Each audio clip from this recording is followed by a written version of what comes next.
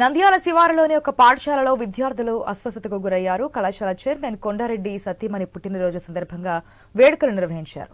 ఈ వేడుకల్లో ఆహారం తిన్న 100 మంది విద్యార్థులు అస్వస్థతకు గురయ్యారు. దీంతో విషయం బయటకు రాకుండా వైద్యులను పాఠశాలకి రప్పించి చికిత్స అందించారు.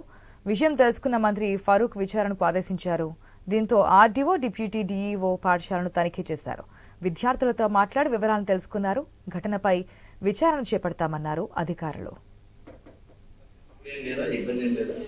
బాగుందా?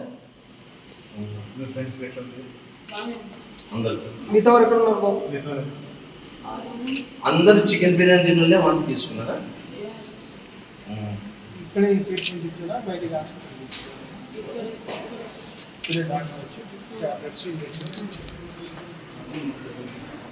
ఇప్పుడు ఏం లేదా, ఇబ్బంది ఏం లేదా?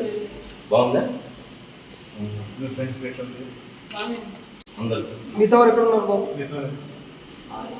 అందరూ చికెన్ బిర్యానీ తినలే వంట తీసుకున్నారా?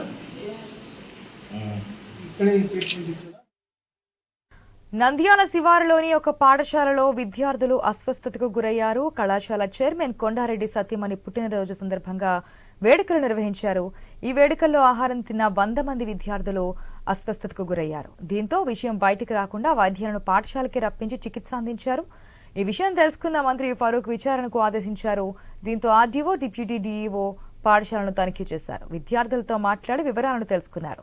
ఘటనపై విచారణ చేపడతామని చెప్పారు అధికారులు. అయితే ఏం అవసరం లేదు సార్, మాలో లేదని ఆయన చెప్తే ఎట్లా?